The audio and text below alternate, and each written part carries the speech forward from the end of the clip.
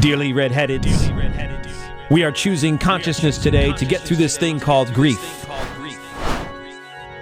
Interesting word, grief. It means love, which makes for a mighty good joke. But I'm here to tell you, there's nothing else. Just joy. And if the big picture tends to bring you down, go crazy once your life goes. Woo! Melissa Cox is still with me. I just like saying Cox. Cox. Fuck cock cunt. Anyway, we just were off air and made some really nice connections, and one of which we agreed on is like the cycle breaking that I did from my family, from my marital, largely covert issues. I broke the cycle for myself. It's a misnomer to think that I broke it for what my children are up against or anybody else. And you said the same thing. In your 40s, you broke the work cycle, the doing too much cycle. You did it for you. Obviously, your children are young. Thank you, Buddha, Jesus, everybody, that they are going to be the beneficiaries of your changes.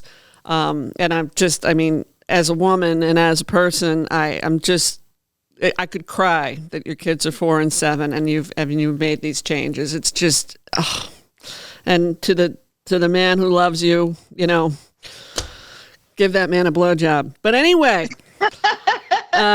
it's really nice to hear. And also the fact that your mother's involved and she gets to see, and you still have a good relationship with her, and it's multi-generationally beautiful.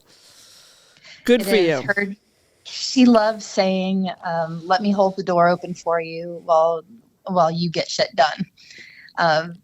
Which, in with my mom, it's who she is, and she wouldn't have been dubbed the professor of the School of Hard Cocks, like if it didn't come with clips like that. So I'm very grateful for being able to, stop the insanity. As was it Susan Powder, which I think that was her name. Stop the insanity. I remember that. Yeah, and see, I can remember sitting on the porch with my mother and sister. I'm going back years, decades. And they had come, and we were at my home, we were enjoying my pool, and I'm sitting between my mother and sister, and they're both telling me what I should be doing.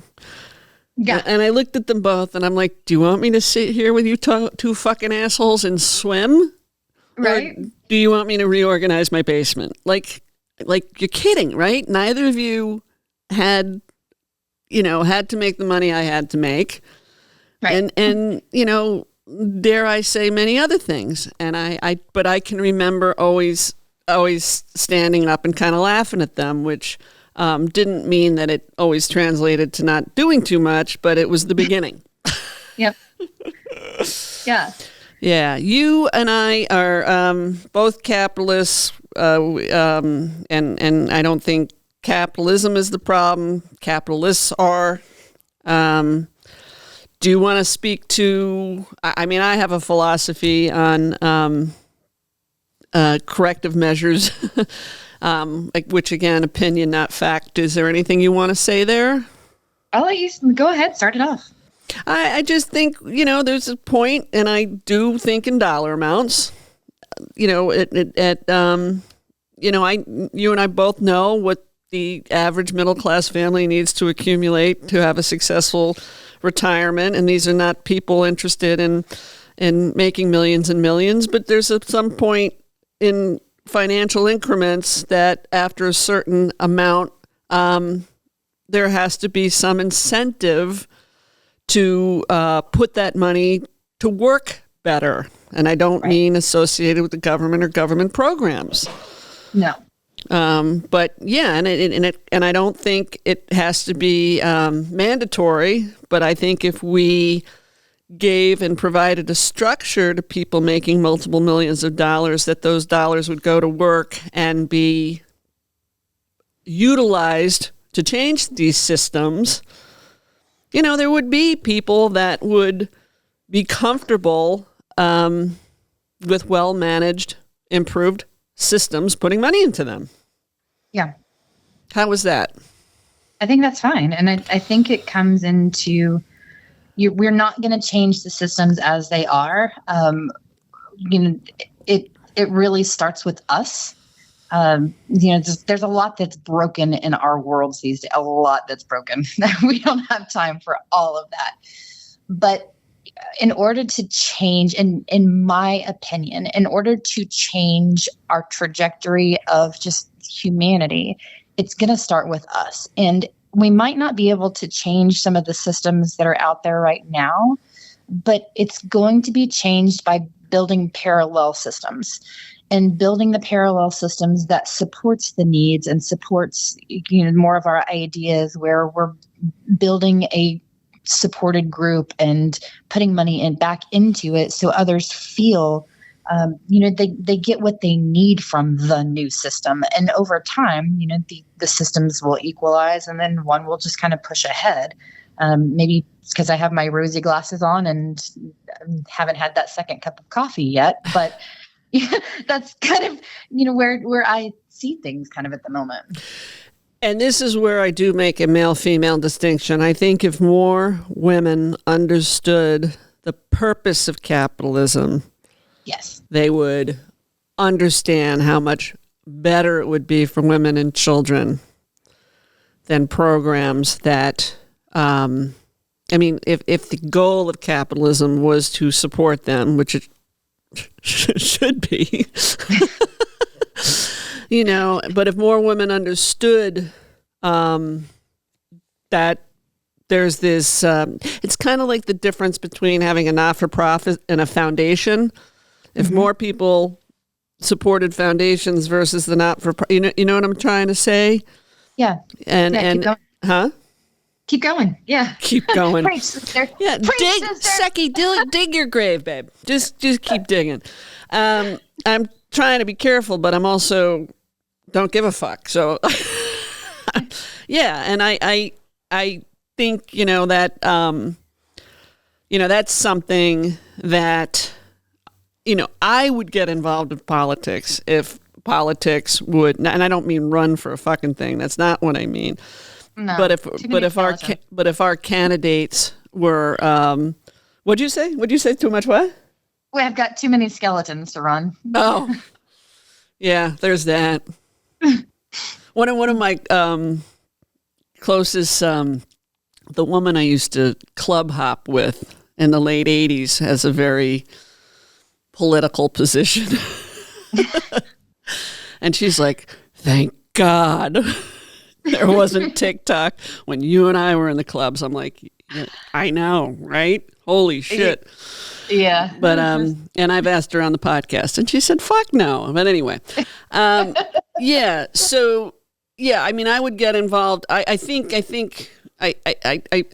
do that in other ways, helping, men and women with their healing and stepping on the path to themselves. But there's also that desire to just help people understand what's possible. The money hoarding is vile. Right. So, okay, you got me all fired up there.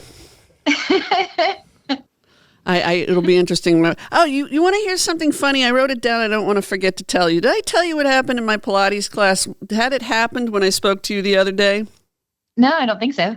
This is where my mind is like a dog with a bone sometimes.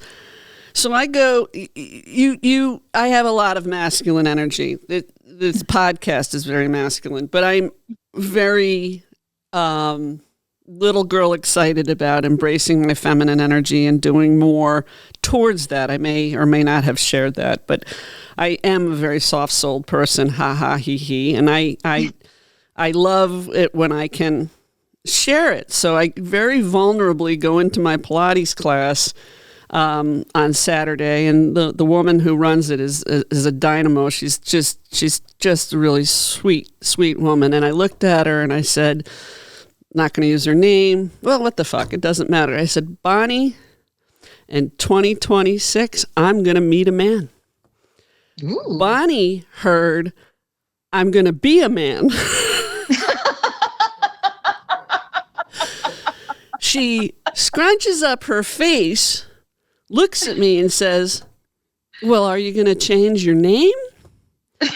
I look back at her, scrunch up my face, in my head, I'm thinking, I'm not getting fucking married. I'm not giving up my fucking father's name. And I say that to her. I said, I would never give up my maiden name. And we're both looking at one another like, it's like who's on first. And then I just laughed like an asshole. I said, that's making it on the podcast. Here I think I'm softening into this feminine energy, and I'm got all this, getting all this pain out of my body, and yeah. Well, anyway, so yeah, would never change my maiden name, and you wouldn't either. Did you hyphenate, or are you just Cox? I hyphenated. Well, for professional, I stay Cox, but for personal stuff, I hyphenate it because I've worked hard for these credentials, and I'll be damned if I'll let that my new married name come into play there. All right, $1 million question, and I'll tell you what I did. What about your daughters? Yeah, they're hyphenated because we are a modern family. Yes. All right, cool. And Cox comes first or second? Cox comes first. Cox always comes first. Yes. Unfortunately, they do. And, I'm not going to. That puts me into my sapiosexual dominatrix mindset. But anyway, I did the reverse. I did my first son. Mine is first. His father's is second. And my second son, I reversed them. Okay. Because the first time typically when someone sees a hyphenated name in a certain situation, they're going to lose the first and keep the second. You know what I mean? Yeah. So I said, I'll fix that. And I just reversed them. It was going to be the reverse had I had a daughter. But I said to my ex before my second son was born, not knowing he was another son, although my first son knew it, but that's another story. I said, we're going to do the reverse hyphenation regardless. He said, why? I said, 'cause. He said, you're hormonal. I said, no. This is going to be an interesting experiment. And it doesn't faze my sons. At least I don't think it phases my sons. They look at them as confuse the fuck out of people when they were being raised. But it's only 11 letters, and they would tell me, football jerseys. Joanne, we can't get 11 letters on a football jersey. I said, sure you can. Make the font smaller. I don't care if he fucking trips over his jersey. You're putting my name on it. Yeah, I've really relaxed as a human being. All right, that was a big tangent. So back to you. So wanted to talk about, we touched enough on capitalism. Was there anything more you wanted to say, or enough said?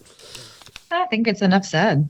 All right, so now let's get into what the fuck. I think more philosophy, right? Yeah, let's go for it. Let's go for it. Thank you for that little segue. I needed that. You get me so fired up. I don't know if you can tell. Your confidence, Melissa. It's, you know what? I've got the master's from the School of Hard Cocks, and that's really where it comes from. I could have used a little more personally, but anyway.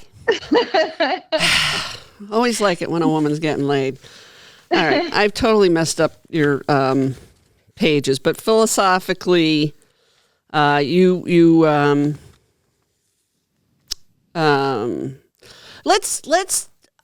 This is what we said we were going to do that we didn't do. Let's talk about the male female thing a little more. Yeah, you lead because I need to listen. Oh yeah, I think that and I like to relate this back to my mom, and kind of what we've already talked about was growing up. My mom always heard that don't get a job because a man's never going to want you. That's the generation where, the women would go to the hops and all of that sort of stuff. And my mom said she looked at her dad and was like, "Are you fucking crazy?" So she became a nurse. And I think the systems have always kind of penned men against women. Maybe sometimes fairly, sometimes not. So for me, my whole evolution and philosophy into all of, the men versus women thing is, it moved past, once I got a job at the law firm that I was working at, it moved past men versus women because I didn't really see that anymore. And then for me, it really became this women versus girls type thing. Speak to that. And, even since kind of we've started talking, it's evolved even from there, because looking at my two daughters, it's unfair to them because it's not really a girl thing. It's an emotional intelligence thing. And that really kind of where it comes down. And what I meant by women versus girls was that women that are emotionally mature tend to support each other. They come with resources. They come with backing. They are the friends that when you can't get out of bed, they are going to be there with chicken noodle soup and some lipstick just to make sure you look great on TikTok. The people that I called girls, and unfairly so, is unfairly to my daughters, are the people that were competitive, that they couldn't make their own decisions. They weren't necessarily confident. They were catty. They were just emotionally immature. And analogous to boys. And very much. Yeah. Yeah. So, it goes back to is it really men versus women or what is it? But I've met so many men that are so emotionally mature, and so many men that are emotionally immature. So I think that even since you and I have started speaking, that's my philosophy has really kind of evolved even from there. Yes, and the basis of that, if I may interject, was and tell me to go fuck myself, but you were making your focus was it wasn't off men, but it was more on women, and I was like, I've just had so much more success working with men. Yeah. That it was like, I was attracting the men in business. Yep.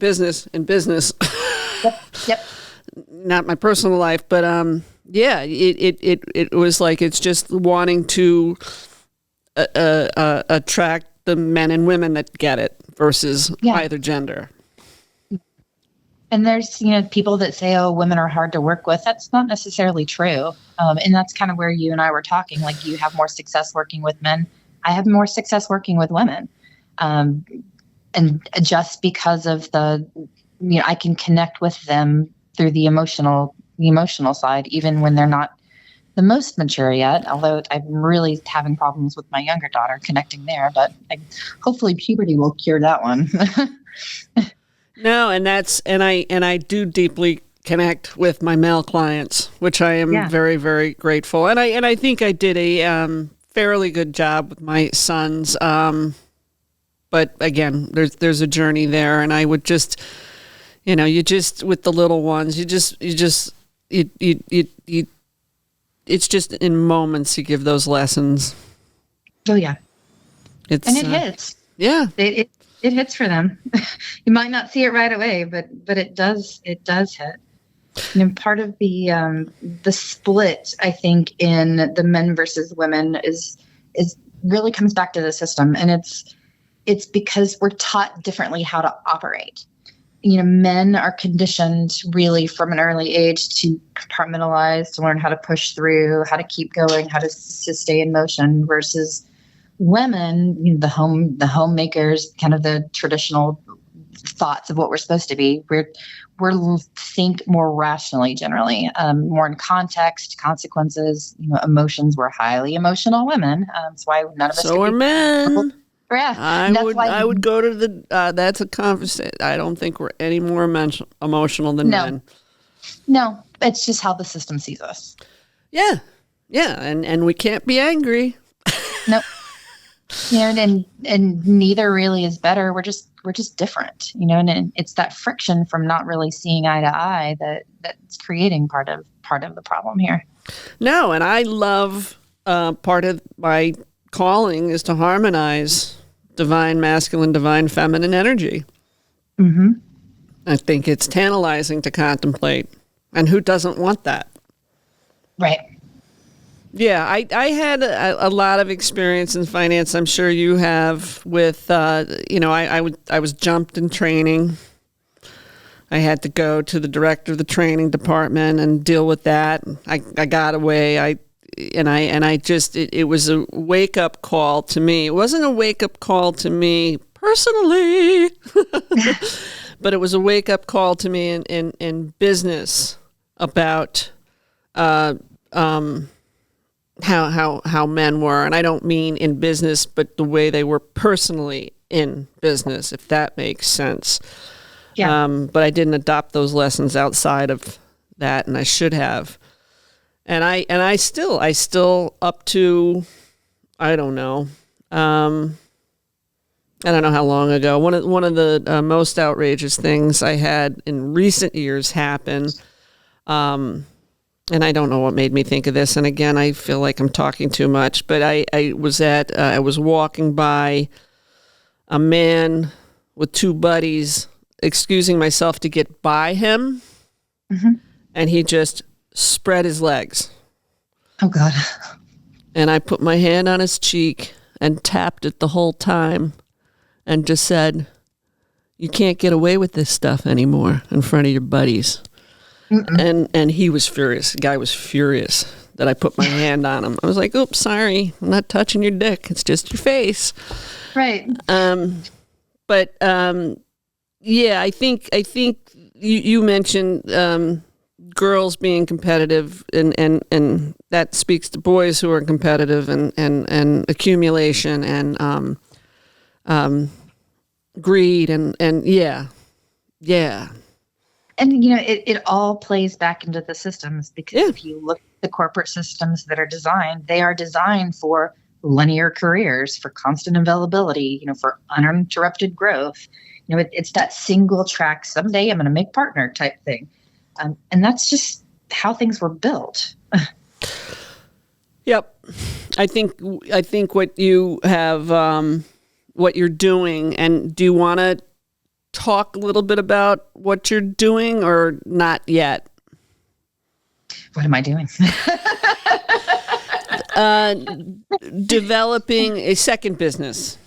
Oh, yeah. Yeah, we can talk a little bit about that. So part of the... And philosophically, why? Yeah. Part of the second business that I'm developing, it really hinges around getting caught in that generation where we're killing ourselves. We are killing ourselves, busting ass, trying to make our careers, balancing out raising our own children. And now here we are taking care of our parents as well, because at some point we have to take care of our parents. It's just the cycle of life. But not all of us are able to do that, or we don't necessarily have the skills. So the second business that I'm developing is something to kind of step in and help with that. You step in and you help people, you supplement the parents as they are getting older, and maybe they can handle their finances, but not really handle their finances type thing. They just need a second set of eyes. But as we age, it gets harder to take care of your money, and scams are just everywhere. So educating people around cybersecurity and scams and things that could come up, stop answering the calls. Update your phone so when it is now a spam call, it goes straight to voicemail. Unless it's somebody in your contact list, and it will help people, especially as they're aging, to stop falling victim to that. So this business really is about supplementing the aging process and stepping in to be kind of a third party that will help families with their parents, for those that are just too busy raising themselves and their careers and raising their kids, to stop entire lives and do that. Yeah, much, and it's not only for families that don't have the resources, time, or desire. There's also, there's just families that are estranged and don't have the desire, Right? And it's just very, I think. The whole scarcity issue with the middle class is affecting how we take care of our parents, because nobody wants to do it. Well, nobody wants to do it, and unfortunately, there's a lot of people kind of in my generation where they may have become estranged from their family because of one reason. I mean, you can pick your career, you can pick your friends, but you can't pick your family. You're born into that.